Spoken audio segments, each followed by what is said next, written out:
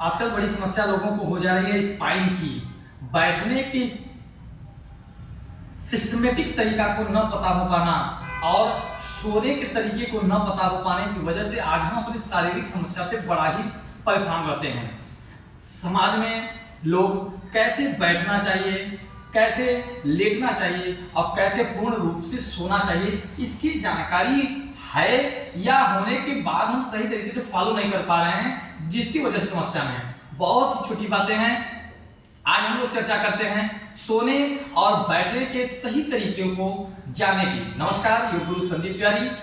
सबसे पहले हम लोग बैठने के लिए जानने की कोशिश करते हैं कैसे बैठना चाहिए।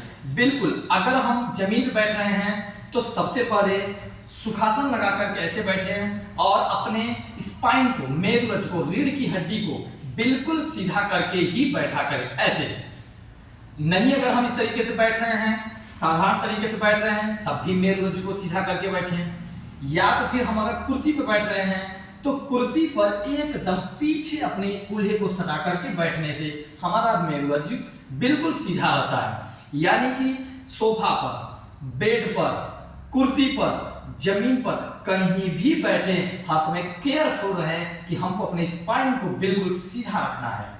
धीरे धीरे तकलीफ तो मिलती रहती है, लेकिन वही चीजें आगे बढ़ करके हमारे आदत में शुमार हो जाता है और हमें स्वास्थ्यता की ओर अग्रसित कर देता है। दूसरा क्या है, सोने का तरीका। सर्वप्रथम हमको क्या करना चाहिए कि शवासन में सोना चाहिए। शवासन अच्छे से लोग जान रहे हैं क्या होता है। यूं ऐसे हम लेट गए और हमारा ये हो गया शवासन। बिल्कुल तरीके से ऐसे हम शवासन में लेट जाएंगे। जब तक हमारे होश में है हम शवासन में हैं। इसके अलावा अगर हम किसी नींद में हो जाने के बाद तो पता नहीं रहता है हम कैसे सो रहे हैं, लेकिन सचेता अवस्था में जरूर रहते हैं हम। अब करवट होने के लिए यूं ऐसे हम करवट हो जाएंगे। हाथ ऐसे हैं चाहे ऐसे, घुटने के ऊपर घुटना, टखने के ऊपर टखना, यूं करके हम ऐसे आराम से सोएंगे।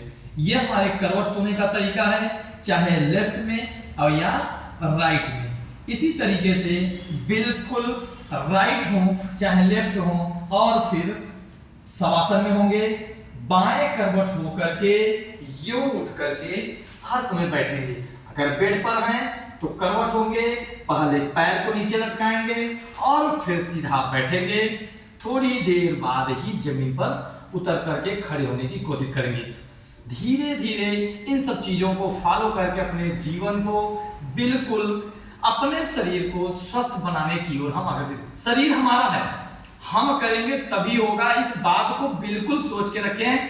बता रहे हैं, कर लेंगे। अगर ऐसी सब सारी भावनाएं रहेंगी तो कभी भी हमारा शरीर स्वस्थ नहीं रह सकता है।